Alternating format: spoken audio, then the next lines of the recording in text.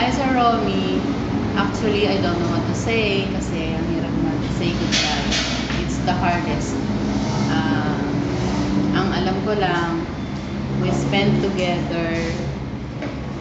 Sandali lang tayo nagkasama. Pero nakita ko kung gaano ka kabait. At kung masasabi ko na you're the best manager, best father to all of us, at saka best brother to me. Sana maging successful ka palalo saan ka man pupunta dahil alam ko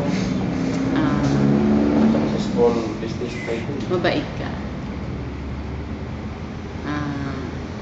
Pasensya na, minsan makukulit kami at minsan matigas ang ulo, pero lagi mo kaming inuuna. Sana yun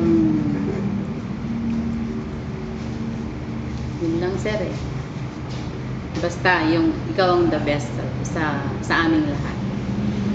Sige po, bye Sir Romy, we love you and I love you, and take care, good health, and have a successful life.